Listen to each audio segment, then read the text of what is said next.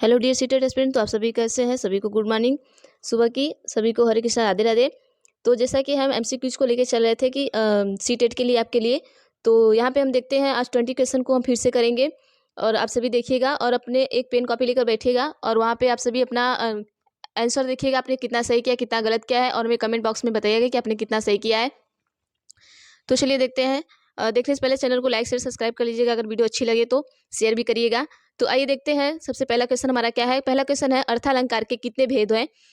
Option number A है 10, B है 11, सी है 15, डी है 12। तो आप सभी फटाफट से बताइएगा कि इसका आंसर क्या होगा। तो चलिए यहाँ पे हम देखते हैं कि इसका आंसर क्या होगा। इसका आंसर होगा ऑप्शन नंबर डी, 12। अर्थालंकार के कितने भेद हैं? आपके अर्थालंकार के कितने भेद हैं? 12 भेद हैं। तो आइए हम नेक्स्ट क्वेश्चन देखते हैं। हमारा नेक्स्ट क्वेश्चन क्या है, इसमें 20 क्वेश्चन को लेकर चलेंगे और आप सभी अपना काउंट करिएगा कि आपने कितना नंबर पाया है। क्वेश्चन नंबर 2 है कि सामने जो बड़ा महल दिखाई दे रहा है वह मेरा है, इसमें कौन सा सर्वनाम है? ऑप्शन ए है पुरुषवाचक, बी है अनिश्चयवाचक, सी है निजवाचक, डी है निश्चयवाचक। तो आंसर बताइएगा। क्वेश्चन ध्यान से पढ़िएगा। देखिए क्या पूछा है कि सामने जो बड़ा महल दिखाई दे रहा है वह मेरा है। अब बताइएगा इसमें से क्या होगा, कौन सा वाचक है ये, सॉरी कौन सा सर्वनाम है। तो आइए देखते हैं कि इसमें हमारा कौन सा सर्वनाम है। आंसर दीजिएगा सभी। तो चलिए देखते हैं, ऑप्शन नंबर डी हमारा बिल्कुल सही होगा। यहाँ पर निश्चयवाचक, मतलब यहाँ देखिए इन्होंने क्या क्या निश्चय ही बता दिया कि जो सामने महल दिख रहा है वह क्या है, मेरा है।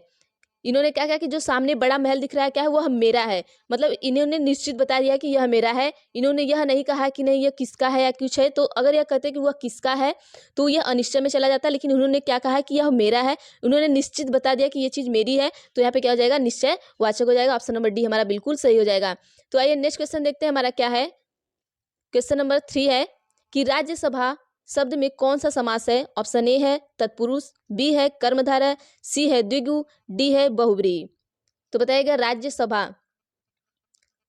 तो देखिएगा राज्य का सभा यहाँ पर आएगा। आंसर बताइएगा आप सभी, हमने हिंट दे दिया है। तो जैसा कि हमें कमेंट आया था कि मैम पढ़ाते वक्त आप थोड़ा वेट किया करिए आंसर देने के लिए, तो आज हम आपको उस हिसाब से लेके चलेंगे। थोड़ा वेट दे के आपके करेंगे ताकि आप आंसर अपना लिख सके। तो चलिए हम देखते हैं क्वेश्चन नंबर 3 का। आइए क्वेश्चन नंबर 3 देखते हैं क्या है आंसर इसका। क्वेश्चन नंबर 3 है ऑप्शन नंबर ए तत्पुरुष। इसमें जब देखिए का के की छुपा होता है तो क्या आता है, तत्पुरुष। जैसे राज्यसभा राजा का सभा, ठीक है। और जैसे राजपुत्र राजा का पुत्र, ये हमारे सब किस में आएंगे, तत्पुरुष में, राजा का पुत्र, ठीक है। तो इसमें का के की ऐसे छिपे रहते हैं तो इसमें क्या कहते हैं, तत्पुरुष समास कहते हैं। ऑप्शन नंबर ए हमारा बिल्कुल सही होगा। आइए नेक्स्ट देखते हैं, हमारा क्वेश्चन नंबर 3 क्या है, सॉरी क्वेश्चन नंबर 4 देखते हैं। पूछा है कि आनंद कादम्बिनी के संपादक कौन थे? ऑप्शन ए है बाबू महादेव सेठ, बी है चंद्रधर शर्मा गुलेरी, सी है बद्री नारायण चौधरी प्रेमघन, डी है अंबिका प्रसाद व्यास। तो आपको बताना आनंद कादम्बिनी के जो संपादक थे वो इसमें से कौन है। तो आंसर बताइएगा। आपको ऐसे भी क्वेश्चन एक दो सीटेट में पूछे जाते हैं, जब आपको पैराग्राफ दिया जाता है गद्यांश पद्यांश, तो उसमें ये क्वेश्चन पूछे जाते हैं आपके। तो हम देखते हैं इसका आंसर क्या होगा। ऑप्शन क्या होगा हमारा, ऑप्शन नंबर सी बिल्कुल सही होगा। ऑप्शन नंबर सी बिल्कुल सही होगा, Badri Narayan Chaudhary Premghan. Option number C बिल्कुल हमारा सही होगा। ये नेक्स्ट क्वेश्चन देखते हैं, क्वेश्चन नंबर 5 क्या है हमारा। आइए देखते हैं, यहाँ पे विनय पत्रिका के बारे में पूछा गया है। विनय पत्रिका की भाषा कौन सी है? ऑप्शन ए है अवधी, बी है खड़ी बोली, सी है अपभ्रंश, डी है ब्रजभाषा।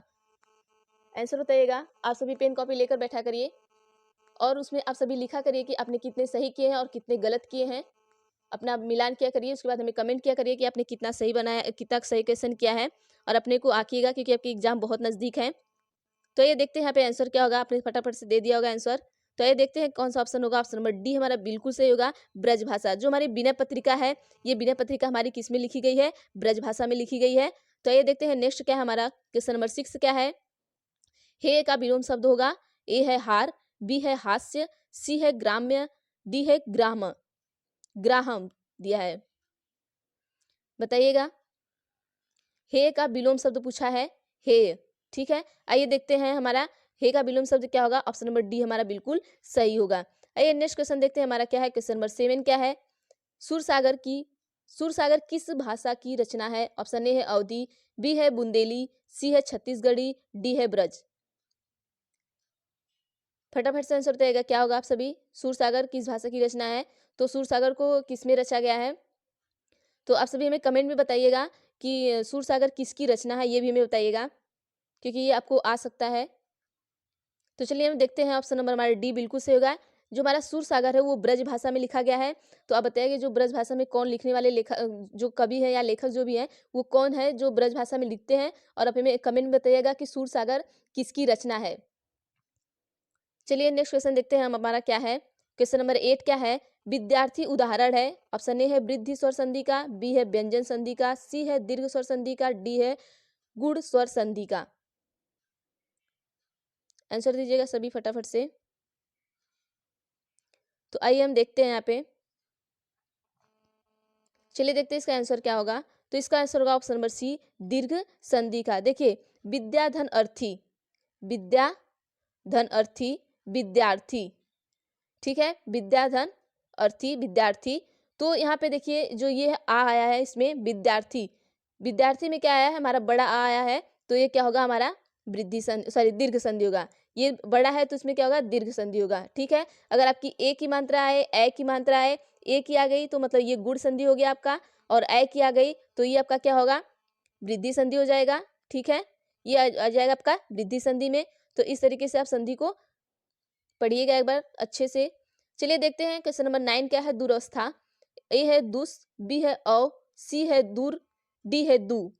तो जो ये पूछा क्या है इसमें, ये देख लीजिएगा कि दूरवस्था का जो है वो जैसे होता है ना कि जैसे आपका राजा अभिषेक हो गया तो राज्य धन अभिषेक हो गया। तो इस तरीके से आपको संधि विच्छेद करने पे इसमें से सबसे पहले कौन आएगा, ये पूछा गया यहाँ पे। तो आंसर बताइएगा। तो चलिए हम देख लेते हैं इसका आंसर क्या होगा। आप सभी देखते हैं। तो इसका आंसर होगा ऑप्शन नंबर सी, दूरधन अवस्था, दूरधन अवस्था, दूरवस्था, ठीक है। यहाँ पे क्या होगा? दूर धन अवस्था, अब लिखिएगा अवस्था, तो ये क्या हो जाएगा? दूरवस्था, ठीक है। ऑप्शन नंबर सी हमारा बिल्कुल सही होगा।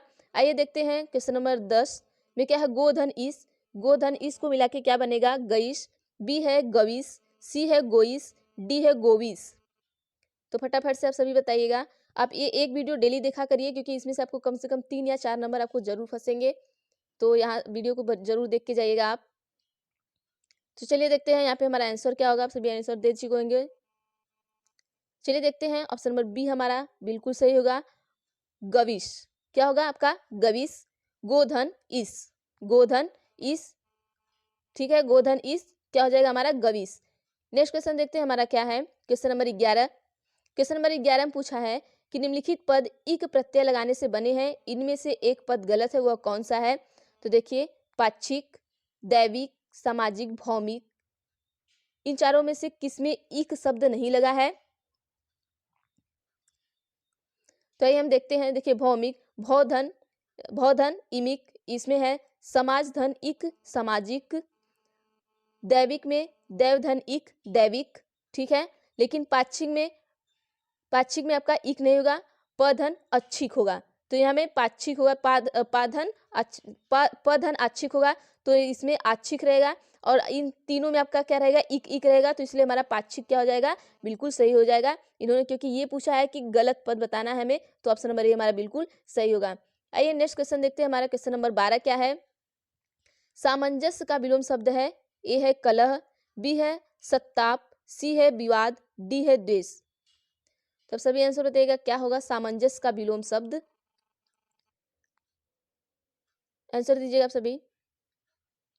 आइए देखते हैं क्या होगा। तो देखते हैं हमारा ऑप्शन नंबर सी बिल्कुल सही होगा, विवाद। सामंजस्य का विलोम मतलब देखिए इसका विवाद है। सामंजस्य मतलब कि एक दूसरे से चीजों को क्या करना। सामंजस्य का मतलब यहाँ पे है कि चीजों को एक दूसरे से क्या करना, एक दूसरे से बात करके चीजों को सही करना। विवाद का मतलब है कि एक दूसरे में लड़ाई करना। तो सामंजस्य कहते हैं ना लोग, सामंजस्य बैठा लीजिए या चीजों को सामंजस्य से कर लीजिए, मतलब कि एक दूसरे से बातचीत करके क्या चीजों को सही तरीके से कर लीजिए। और इसका क्या होगा? विलोम क्या होगा? विवाद होगा, और एक दूसरे से लड़ाई करना, ठीक है। तो आइए नेक्स्ट देखते हैं क्वेश्चन हमारा क्या है। क्वेश्चन नंबर 13 क्या पूछा है कि वाक्य शुद्ध है। ए है मोहन और गीता गा रही हैं, बी है गीता और मोहन गा रहा है, सी है मोहन और गीता गा रहे हैं, डी है मोहन और गीता गा रही हैं। तो इसमें से देखिए आपको क्या देखना है, इसमें लिंग अलग दिया हुआ है, तो देखिएगा कौन सा सही होगा, आप सभी बताइएगा। तो आइए हम देखते हैं यहाँ पे हमारा आंसर क्या होगा। देखिए यहाँ पे क्या है कि मोहन और गीता गा रही हैं, तो ये बिल्कुल गलत होगा क्योंकि ये पुरुष है और ये क्या है, स्त्री है, तो गा रही है हम नहीं लगा सकते हैं। गीता और मोहन गा रहा है, अब यहाँ पे भी देखिए वही हो गया कि गीता स्त्री है और मोहन पुरुष है, तो गा रहा भी हम नहीं लगा सकते हैं, तो गलत हो जाएगा। मोहन और गीता गा रहे हैं, ये ठीक लग रहा है। आइए नेक्स्ट ऑप्शन भी पहले हम पढ़ लेते हैं। मोहन और गीता गा रही हैं, तो इसमें भी रही है हो गया, तो ये भी स्त्रीलिंग में आ गया, तो ये भी नहीं होगा क्योंकि वहाँ पे स्त्री और पुरुष दोनों है, तो गा रहे हैं। ठीक है, तो यहाँ पे कोई भी वो नहीं लगाएंगे, तो स्त्री पुरुष दोनों है, तो ऑप्शन नंबर सी हमारा बिल्कुल सही होगा। आइए नेक्स्ट क्वेश्चन देखते हैं हमारा क्या है। क्वेश्चन नंबर 14 है, छत से ईंट गिरी वाक्य में कौन सा कारक है। ऑप्शन 1 है संबंध, बी है अपादान, सी है अधिकरण, डी है संप्रदान। तो फटाफट से आंसर बताइएगा क्या होगा। छत से ईंट गिरी वाक्य में कौन सा कारक है। आइए देखते हैं हम यहाँ पे। देखिए यहाँ पे क्या होगा, अपादान कारक होगा, जब चीजें एक दूसरे से क्या हो, अलग हो रही हो। अब ये छत है, छत से ईंट गिर रही है, तो छत से क्या हो रही है, अलग हो रही है। ठीक है, छत से क्या हो रही है, अलग हो रही है। बंदर पेड़ से कूदा, मतलब बंदर यहाँ क्या हो रहा है, पेड़ से अलग हो रहा है। तो जब चीजें अलग हो तो वहां पे क्या आएगा, अपादान आएगा। जब चीजें क्या हो यहाँ पे अलग हो तो अपादान आएगा। कोई भी चीज है अगर एक दूसरे से क्या हो, अलग हो रही है, तो वो अपादान होगा। और देखिए जो संप्रदान है, हम चीजों को किसी को देते हैं तो वो क्या है, संप्रदान होगा। जैसे हमने आपको कंबल दिया या राजा ने भिखारी को कंबल दिया, तो उन्होंने क्या किया कि उसे चीजों को दान किया या उन्हें अपने से दे दिया किसी को, तो वो क्या है, संप्रदान में आ जाएगा। तो अधिकरण जैसे है, अधिकरण आपका क्या होगा, मैं पै पर होगा। ठीक है, संबंधे हे भो हरे, तो ये आप कारक पूरा याद करिएगा। चलिए नेक्स्ट क्वेश्चन देखते हैं हमारा क्या है। क्वेश्चन नंबर 15 पूछा है कि जिस परिस्थिति को देखकर अस्थायी भाव जागृत होते हैं वह कौन है। ए है आलंबन, बी है उद्दीपन, सी है अनुभाव, डी है संचारी भाव। आंसर बताइएगा आप सभी। देखिए पूछा क्या है ये क्वेश्चन, देखिएगा आप सभी कि जिस परिस्थिति को देखिए अस्थायी भाव, अस्थायी भाव जहां जागृत हो वहां पर क्या होगा, बताइएगा। तो आइए देखते हैं अस्थायी भाव जहां जागृत होता है क्या होता है। ऑप्शन नंबर बी हमारा बिल्कुल सही होगा। यहाँ पे क्या होगा, उद्दीपन। उद्दीपन मतलब एक तरीके से समझिए, उद्दीपन मतलब किसी चीज को प्राप्त कर लेना, किसी चीज को प्राप्त कर लेना। एक ट्रिक से ये समझिएगा आप कि उद्दीपन मतलब किसी चीज को प्राप्त कर लेना। जब इंसान किसी चीज को प्राप्त कर लेता है तो उस क्या हो जाता है, अस्थायी हो जाता है। क्या हो जाता है, अस्थायी हो जाता है। तो वहां पे ये अस्थायी भाव जागृत हो गया है। जब अस्थायी भाव जागृत हो गया तो उसमें क्या कहेंगे, उद्दीपन। ऑप्शन नंबर बी हमारा बिल्कुल सही होगा। नेक्स्ट क्वेश्चन देखते हैं। क्वेश्चन नंबर 16 क्या है, पूछा है इन्होंने, पूछा है कि निम्नलिखित में से कौन सा शब्द है जिसे हारा प्रत्यय नहीं है, सॉरी जिसमें हारा प्रत्यय नहीं है। अब क्या पूछा, आपसे प्रत्यय पूछा है। ठीक है, तो सबसे पहले आप ये याद रखिएगा कि प्रत्यय कहाँ लगाते हैं, आगे लगाते हैं या पीछे लगाते हैं। ठीक है, तो प्रत्यय आपका कहाँ लगाते हैं, पीछे लगाते हैं। आगे क्या लगाते हैं, हमें कमेंट करके बताइएगा। देखिए दो चीजें यहाँ पे लगती हैं, एक प्रत्यय लगता है, एक और है। तो ये प्रत्यय तो हम पीछे लगाते हैं यहाँ पे, और जो यहाँ पे लगाते हैं वो उसको क्या कहते हैं, आप हमें कमेंट करके बताइएगा सभी। तो चलिए हम देखते हैं निम्नलिखित में से कौन सा शब्द हारा प्रत्यय से नहीं बना है। पनिहारा, किस्मत हारा, लकड़हारा, पालनहारा। आंसर बताइएगा कि आपका प्रत्यय किसमें नहीं लगा है, हारा प्रत्यय नहीं लगा है। अब इसका संधि विच्छेद करेंगे तो आपको समझ में आ जाएगा किसमें कौन सा प्रत्यय लगा है। तो ये हम आंसर देखते हैं कि हमारा क्या होगा। ऑप्शन नंबर बी हमारा बिल्कुल सही होगा, किस्मत हारा। क्या होगा, किस्मत हारा में प्रत्यय, हारा प्रत्यय नहीं लगा है। ठीक है, और सारे में क्या लगा है, हारा प्रत्यय लगा है, तो ये सारे क्या हो जाएंगे, आपके गलत हो जाएंगे। तो आइए नेक्स्ट क्वेश्चन देखते हैं हमारा क्या है। क्वेश्चन नंबर 17 क्या है। क्वेश्चन नंबर 17 में पूछा है कि निम्नलिखित में से किस वाक्य में अकर्मक क्रिया है। ऑप्शन ए है राम पत्र लिखता है, बी है मैं बालक को जगवाता हूँ, सी है मदन गोपाल को हंसा रहा है, डी है गेहूं पिस रहा है।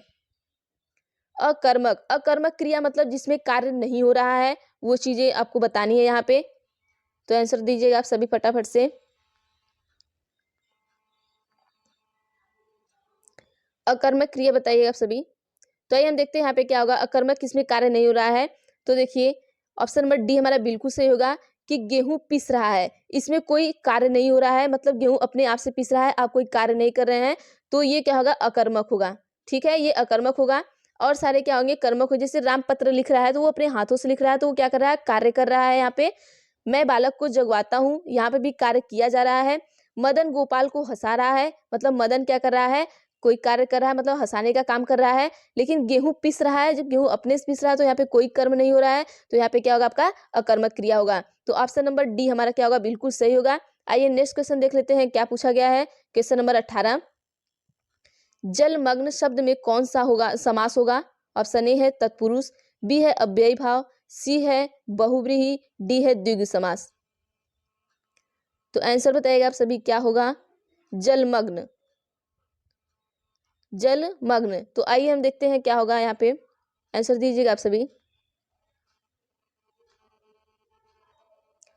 तो चलिए हमें देखते हैं जलमग्न में क्या होगा। ऑप्शन नंबर ए बिल्कुल सही होगा, तत्पुरुष। जैसे यहाँ पे क्या दिया, जल में मग्न, यहाँ में क्या है, में क्या है, लोप हुआ है। जब किसी चीज का अंदर से क्या हो, लोप हो, तो उसी को क्या कहते हैं हम, तत्पुरुष समास। जैसे राजा का पुत्र जलमग्न, इस तरीके से अगर आए, जैसे का हो गया, में हो गया, इन चीजों का लोप हो जाए तो हम क्या करेंगे, वहां पे तत्पुरुष समास लगा देंगे। तो ऑप्शन नंबर ए हमारा यहाँ पे क्या, जल में मग्न, तो यहाँ पे क्या हो गया, हमारा तत्पुरुष समास हो गया। आइए क्वेश्चन नंबर नेक्स्ट देखते हैं। क्वेश्चन नंबर 19, काशी नागरिक प्रचारी सभा की स्थापना किस वर्ष हुई है। ऑप्शन ए है 1900 ईस्वी, बी है 1903 ईस्वी, सी है 1893 ईस्वी, डी है 1905 ईस्वी। तो आंसर बताइएगा आप सभी, कब हुई है काशी नागरिक प्रचारिणी की स्थापना। आप सभी गेस करिएगा कब हो सकती है। तो चलिए आंसर बताइएगा आप सभी। चलिए देखते हैं, हमारा ऑप्शन नंबर सी बिल्कुल सही होगा।